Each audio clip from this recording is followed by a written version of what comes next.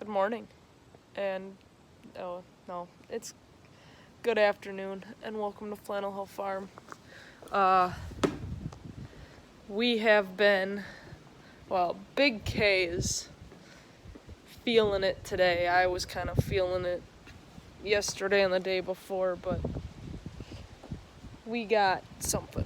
I don't know if it's a cold or what, but yesterday we got this fascia board put up almost all the way across the front of the house. So that's where we're at there. I got some responses for talking about food and why I'm doing what I'm doing and being a little bit more specific on that. So, here we go. And I'm a little upset because I can't find my tripod. I only put it in a handful of places, so I don't know where it went.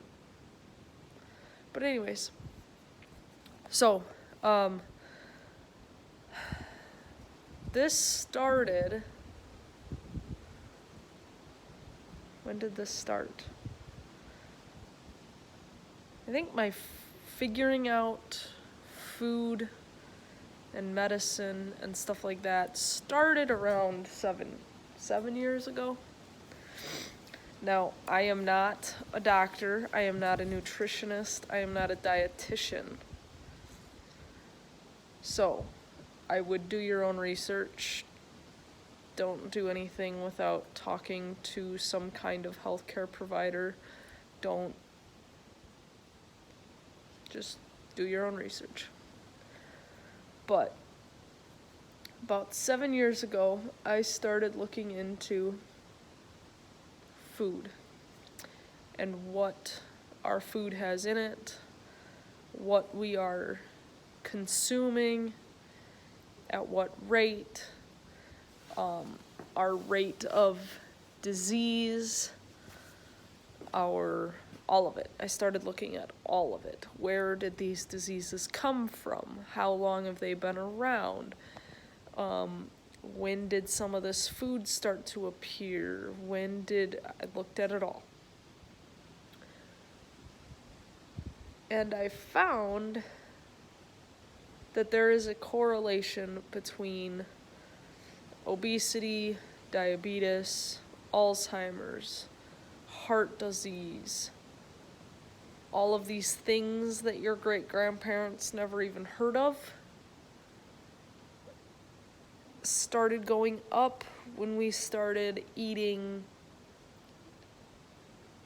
things like vegetable oils, such as canola oil, corn oil, grapeseed oil, sunflower oil,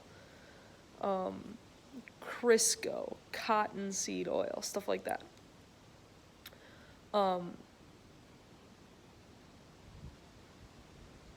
Then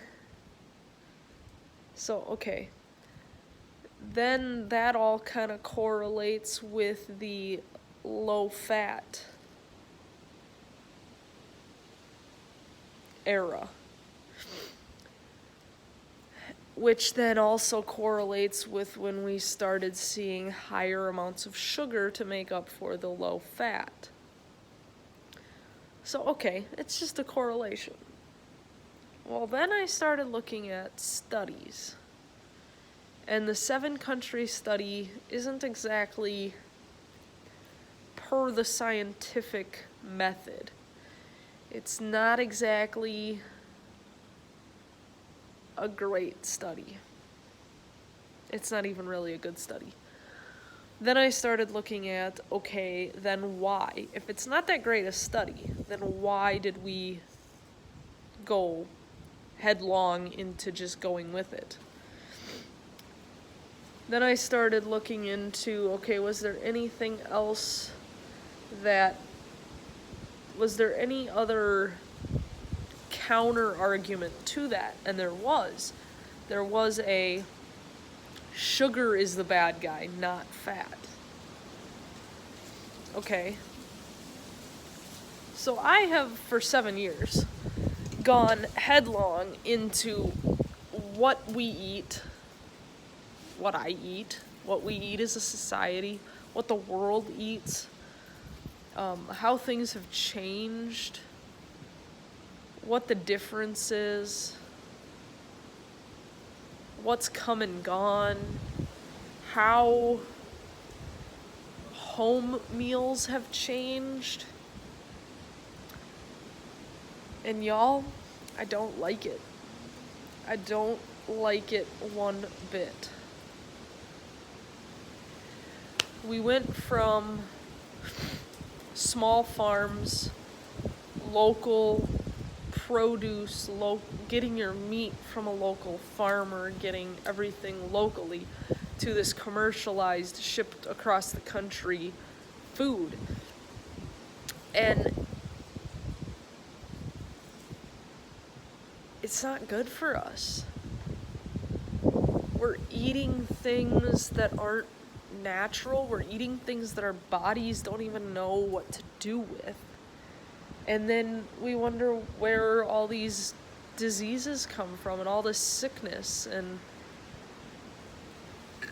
I don't know. I just, and I understand I'm not the pinnacle of people that should be talking about this, because I've fallen into the same trap. I just have a metabolism that I don't gain weight. But I eat the same crappy stuff everybody else does. And I'm really trying to get rid of the Mountain Dew, because there's food coloring in Mountain Dew is made from bugs. And it's just not...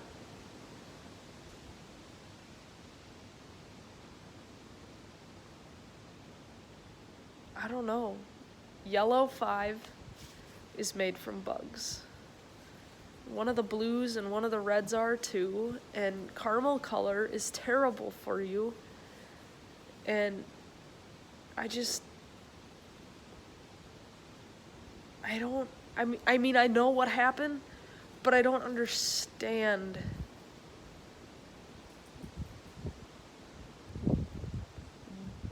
I mean, I know why. But I don't... I guess I've gone through life just thinking that humans are generally good people. And I don't know. I mean, I know why we went from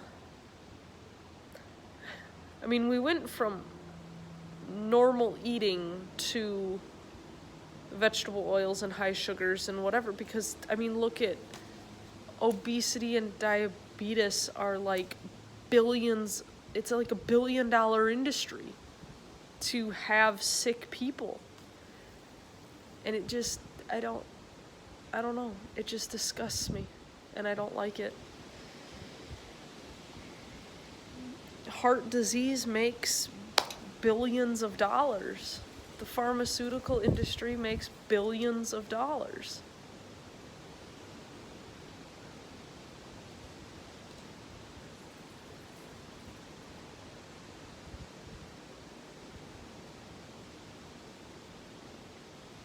I don't know. So, I am out here trying to grow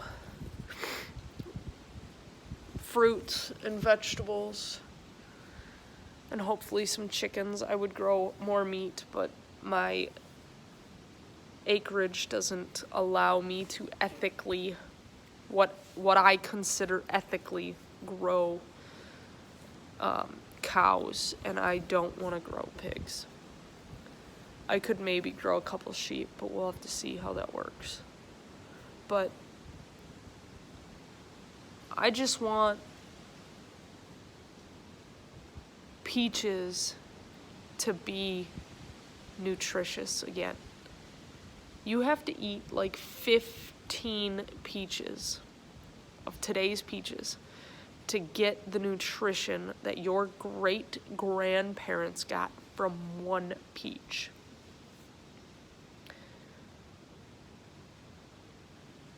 That's how terrible commercial farming has been on the soil.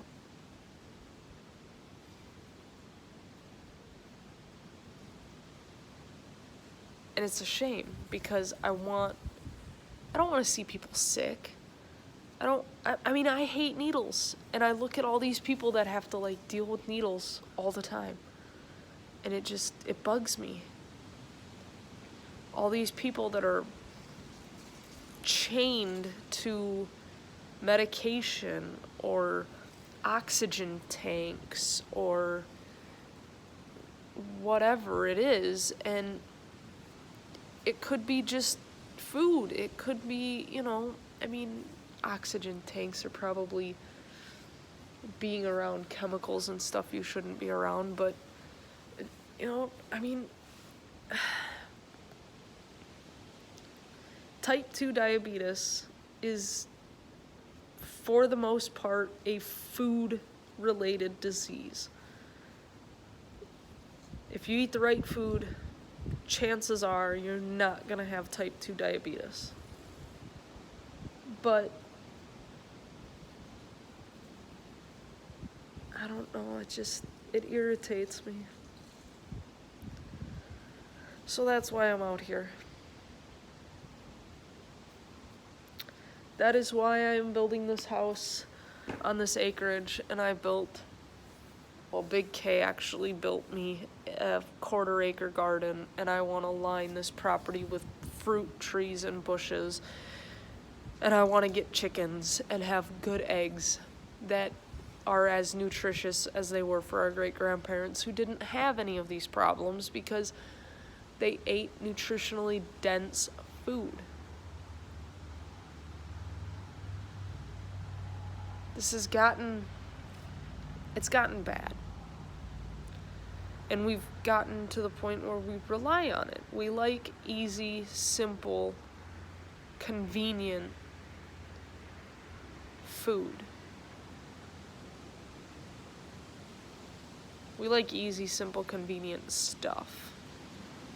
But it's not good for us.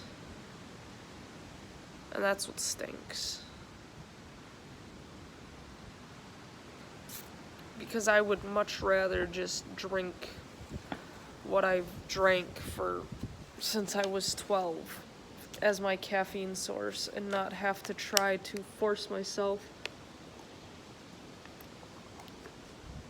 into liking coffee or something. Or, just having to break that habit in general is just not something that I wanted to put on my to-do list. But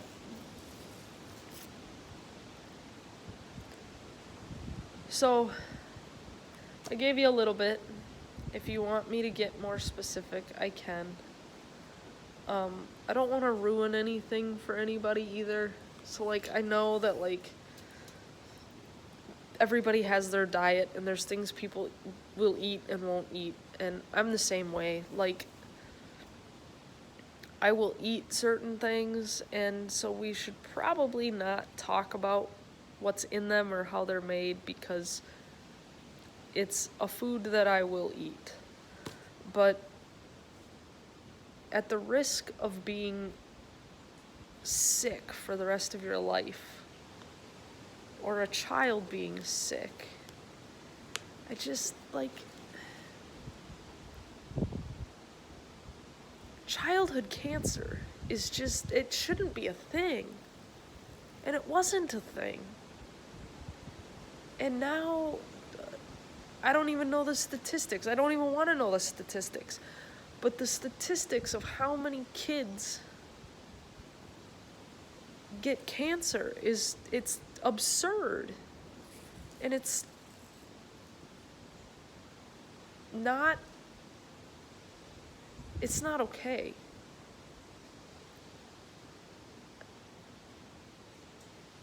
And I don't like it.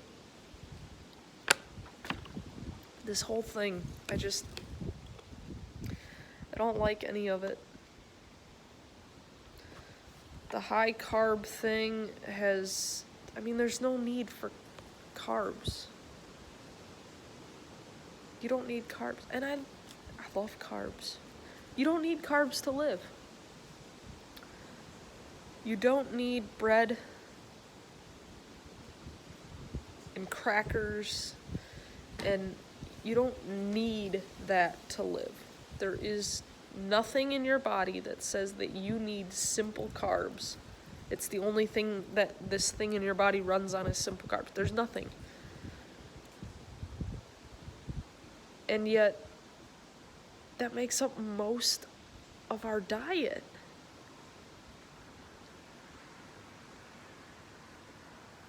There's a reason for that too. I mean, this is none of our faults. It's not your fault, and it's not my fault. But the fact that I blindly went with this for 20 years is just... The fact that any of us are just blindly going along with what they tell us is just absurd at this point.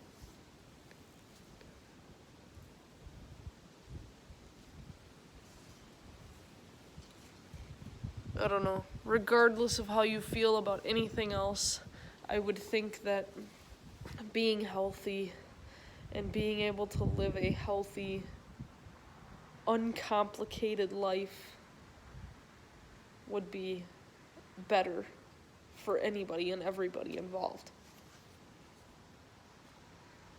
Because, if you gotta live 80 years, let's say 80 years, would you rather live that for 40 of it lugging around an oxygen tank?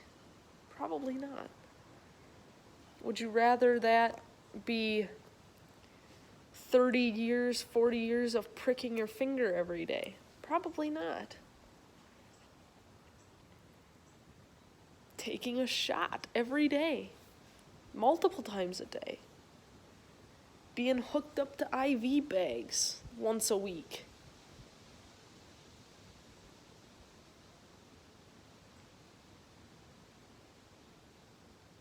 Being hooked up to a dialysis machine.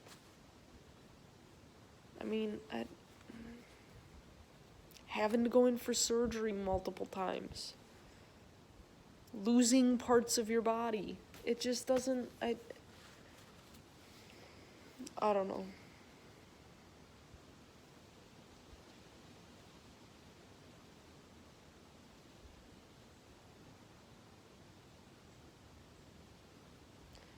And it stinks because we are, as humans, we're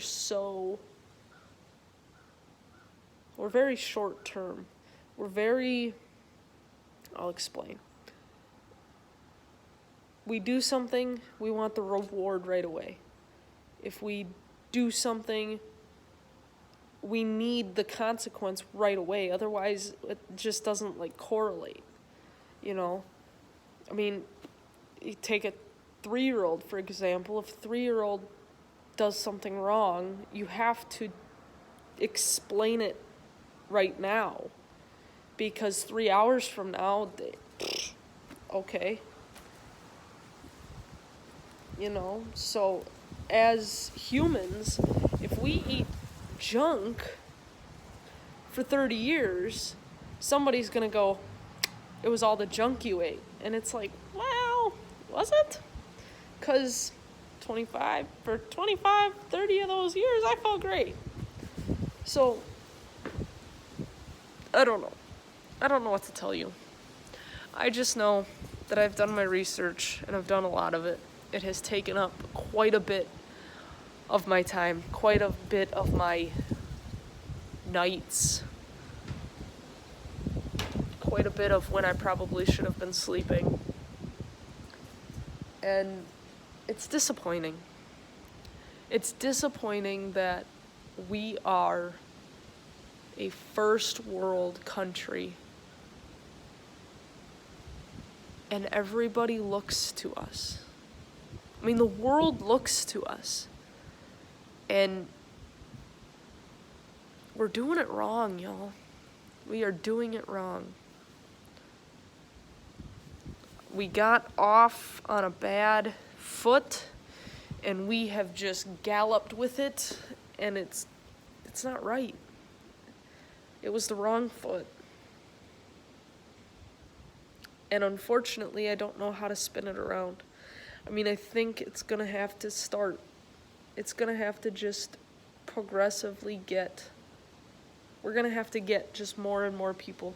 More and more people are going to have to do their own research, find it, figure it out, and start living a slightly different way.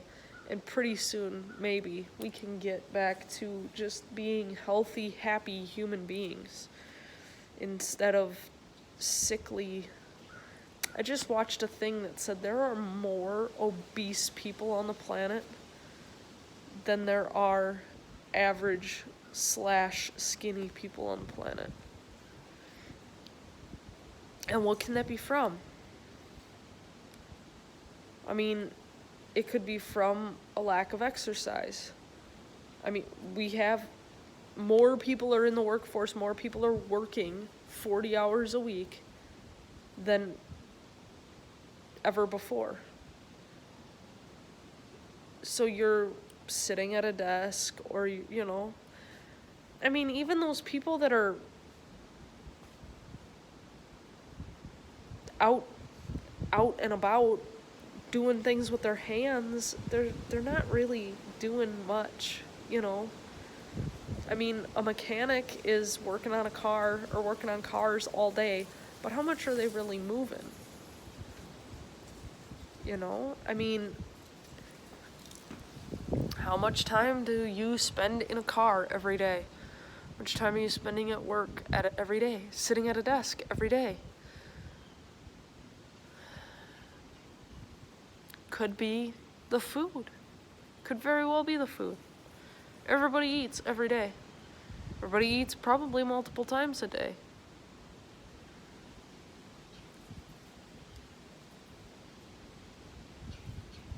Could be the medicine. All medicine has side effects. Could it just be that you took a medicine and now you're dealing with the side effects? Who knows? Who knows? That's why I said you have to talk to a healthcare provider, do your own research, do your own stuff, but I am not okay with people just taking what they're being told and just going with it. I mean, if you're told that you have let's just go type 2 diabetes. It's like the biggest issue in the world right now. Type 2 diabetes. They say, Brittany, you have type 2 diabetes. I'm gonna go, how do I get rid of it? Because I don't want that. I don't like needles. I'm not pricking my finger, and I'm not stabbing myself. So how do we get rid of it? I am not going, okay, I guess I'm living with it. No. But for me, I have low blood pressure. That is, from what I understand, the only ailment I have. I don't like needles, so I don't really know. But low blood pressure is the only ailment that I know for sure that I have. And so for me, how are we preventing heart disease, cancer, diabetes, organ issues, Alzheimer's, dementia? You tell me how to avoid it, and I'm doing it. And from what I understand, it's food. Food needs to become our medicine, and our medicine needs to become our food. We have got to get a handle on ourselves.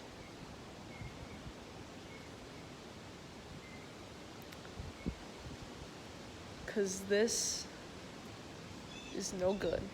The statistics out there are no good. 1 in 11 people. 1 in 11 So that means, like, I think we have 70 subscribers on this channel. 7, roughly, 6, 7 of you are diabetic. 1 in 11 people. And in the early 1900s, they estimate, because they don't know, but they estimate because of the risk factors and what they know about the demographics in the 1900s. So if you're obese, you have a very high chance that you're diabetic. If you have certain other problems that they have tracked, they just didn't know about diabetes. In the 1900s, they estimate that 1 in 10,000 were diabetic. So what happened?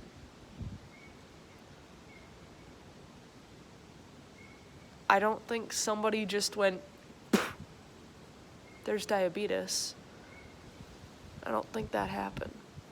So what changed? Our food changed, where we get our food from. Our working situation changed.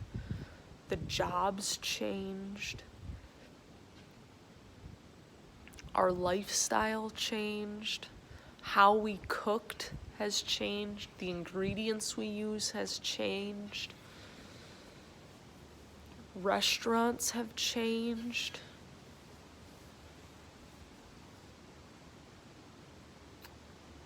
I don't know, y'all. But this is why I'm doing this. This is why I am building this house, and I have this garden, and I am trying to quit my caffeine.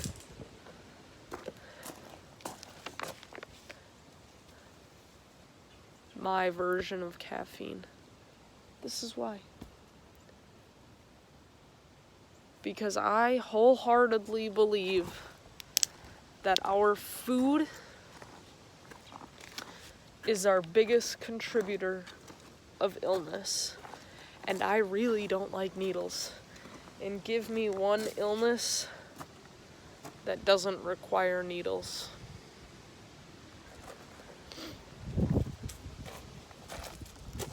You almost can't. They all require needles. Dialysis requires needles. Diabetes requires needles. And I just don't want to. Met a guy at the clinic. He said his 55-year-old son is afraid of needles. Solidified it for me. I'm good. I don't have to try to get rid of my fear of needles.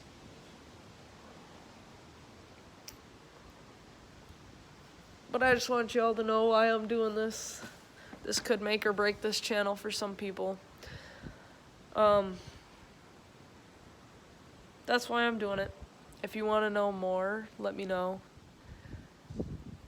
And this isn't gonna be the biggest part of my channel. The biggest part of my channel was building this, and the homesteading, and the cooking, and cooking from scratch, and growing what we're gonna grow, and then using it and preserving it. And that was gonna be the biggest part of the channel. But there were a lot of people that asked, why? Why did you go from living in the city, working a 9-to-5 job, just living the normal life, to this? And that is why. Because I don't want to live the normal, what has become the normal sickly life.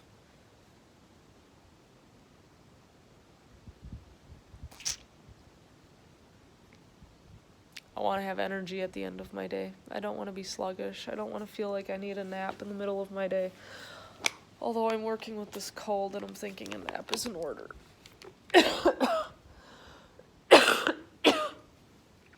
But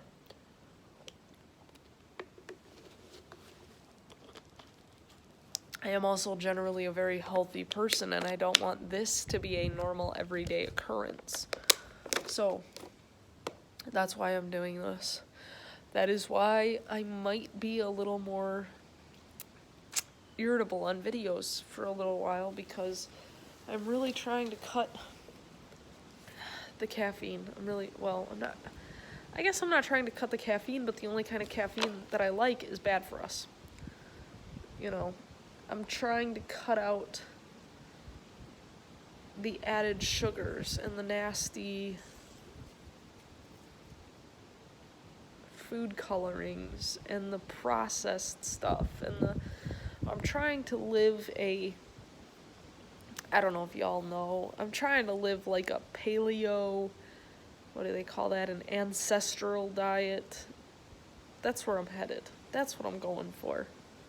And it takes time, and you have to be easy on yourself, and I understand kids, you're gonna have to, if you have kids, you have to be gentle with it, and you have to take your time, and you have to change things slowly, and you have to make sure that you can somehow get them to eat it. And I'm not saying eat liver or cow heart or whatever. That's not what I'm saying, because I can almost guarantee you that ain't happening.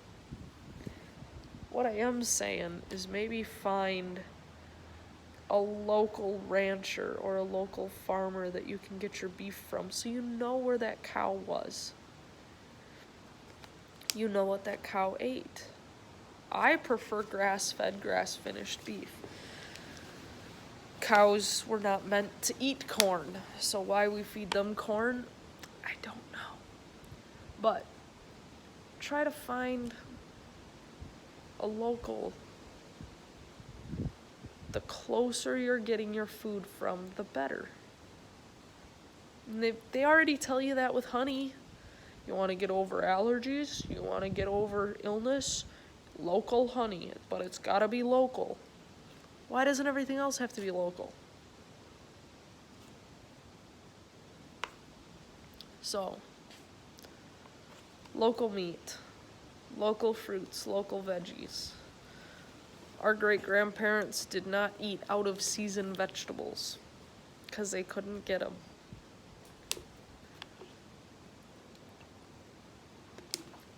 This eating avocados I don't even know when avocados are in season because I don't care for avocados, but eating avocados in their off-season because we shipped them all the way from South America. How good are those avocados by the time they get to you? You know, your avocados are 3/4 of the time they're rotten by the time you open them up anyways. So why? Why are we buying them? I don't know. But there you have it. I will get off my soapbox and I will let you all get on with your day. If you liked this video, if you want to stick around for the preserving, cooking, the rest of this house build, everything we've got going on, hopefully chickens next spring. I'm really excited about chickens next spring. Then you should like, share, subscribe, hit that little bell notification button down there, and stick around. Because this has already proven to be quite the ride, and I don't think it's going to slow down anytime soon. I really do appreciate y'all, and let me know what you think down below.